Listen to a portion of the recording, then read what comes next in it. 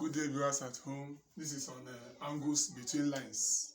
Here we are going to talk about angles on a straight line, vertically opposite angles, angles at a point, corresponding angles, alternate angles, and interior opposite angles. So we'll take them one after the other. Angles on a straight line. The sum of angles on a straight line is 180 degrees. That is, if you have a straight line this way and it is divided into two different parts, you call this place x, this one is y. It means x plus y equals 180 degrees. It doesn't matter how many parts the angle is divided into. Sometimes you might have like 4 different angles on a straight line. You have A, you have B, C, and D.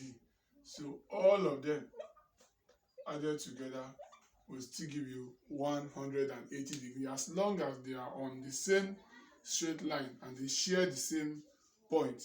That is, they are all formed from this same point. Then the sum is 180 degrees. We're going to take them one after the other. Then we'll now look at some questions where we can apply the rules for each of them. Next one is vertically opposite angles. Vertically opposite angles. When you have something like this, vertically opposite angles, that is, this angle and this angle are vertically opposite. So because they are vertically opposite, it means they are equal. So if here is 50 degrees, this one too will be 50 degrees. That's the meaning of vertically opposite angles. And to confirm, this is a straight line, like we've said earlier. Angles on a straight line gives us a sum of 180 degrees. So if here is 50 degrees, then if you subtract 50 degrees from 180, this one will be 130 degrees. So now if you consider this straight line also, this angle plus this angle will give you 180 degrees. So if you subtract 50 degrees from 180 degrees, you'll be left with 130 degrees. So we can now see that this and these two are equal. They have the same value. So vertically opposite angles are equal. This equals this and this one equals the other. Angles at a point. When you have angles at a point, angles at a point gives 360 degrees. It might be divided into about 6 parts or as many parts as possible.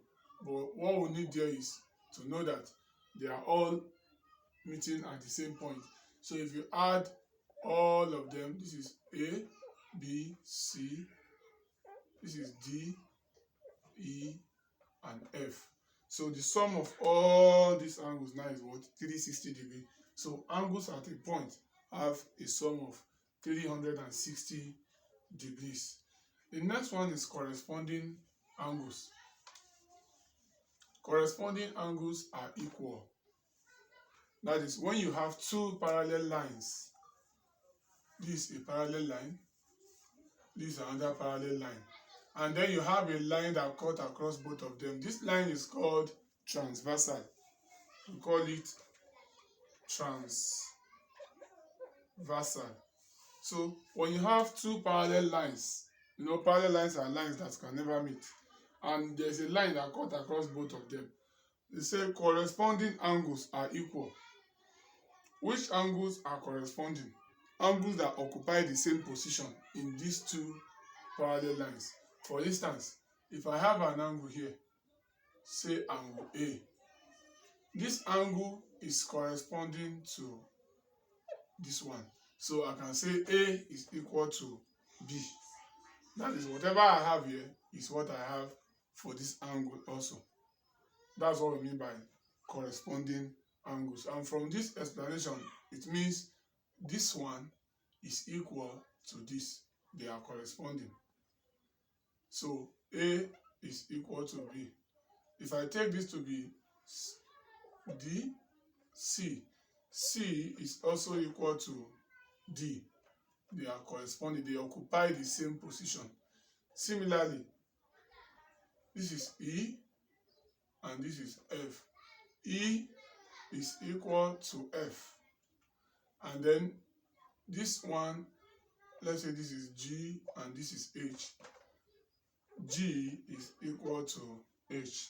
So these are what we mean by corresponding angles. Angles that occupy the same position.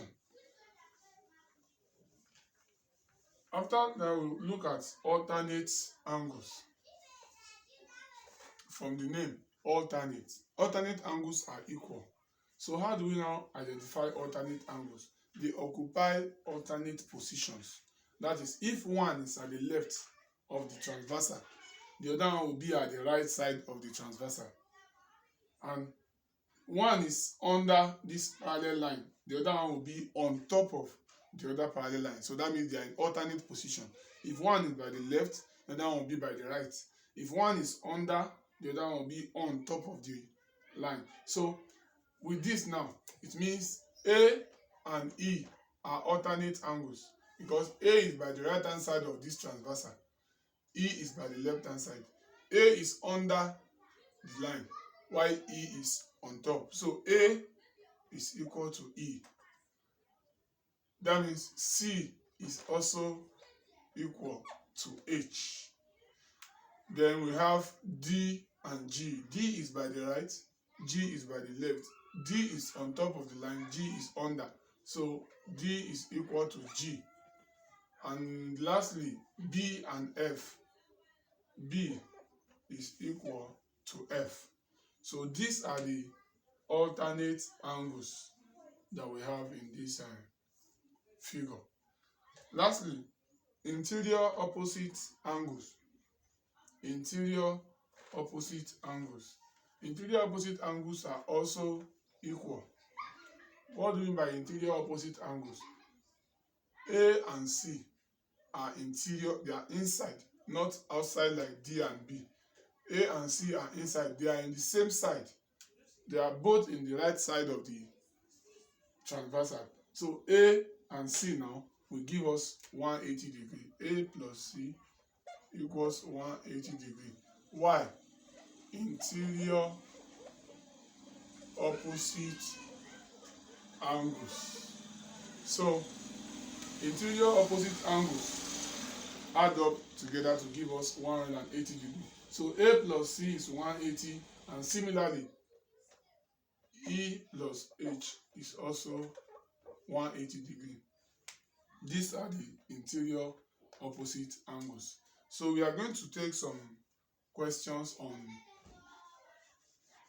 these explanations that we'll see how we can apply them in answering questions concerning angles between lines.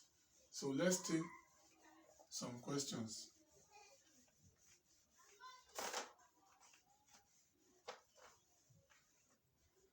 You have two parallel lines and you have a transversal, and you are given this place to be 130 degree. That is what this one is.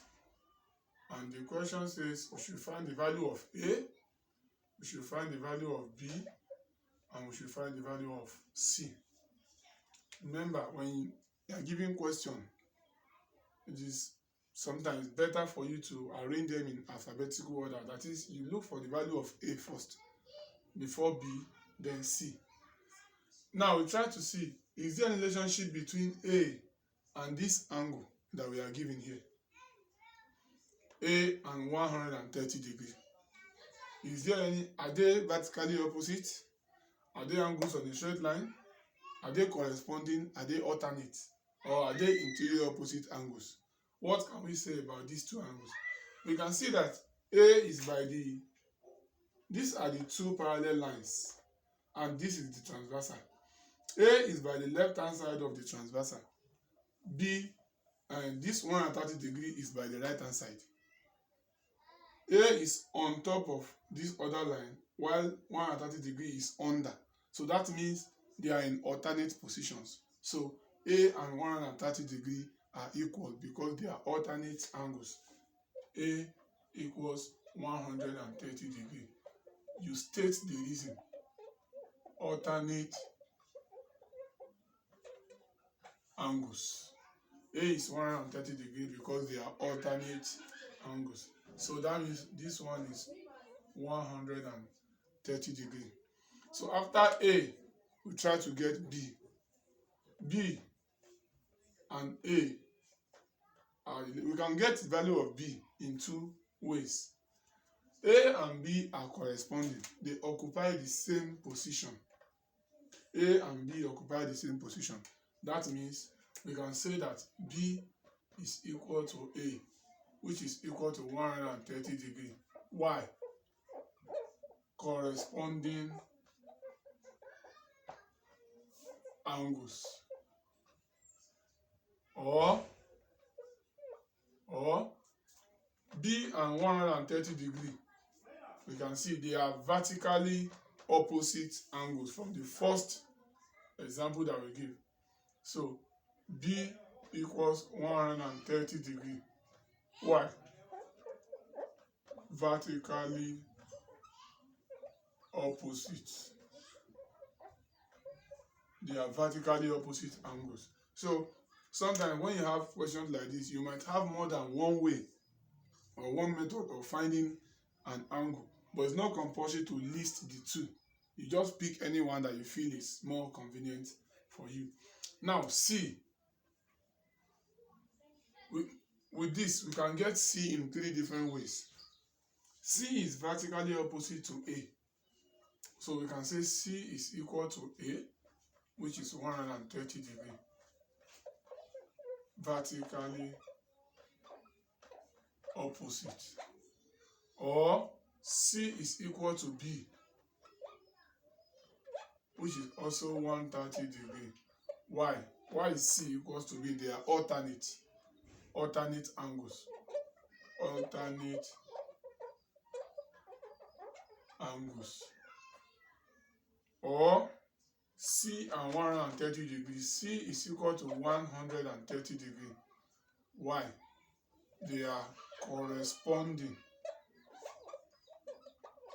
They are corresponding angles. They occupy the same position. So this is how you can see that in a single question we made use of alternate, corresponding, and vertically opposite. There are questions that will require the use of like 4 or 5 of those things we've listed before. So you just have to be familiar with them by treating more questions that relate to angles between lines. In our subsequent lessons, we'll look at other examples on angles between lines. Thank you. Don't forget to subscribe to the channel. God bless you.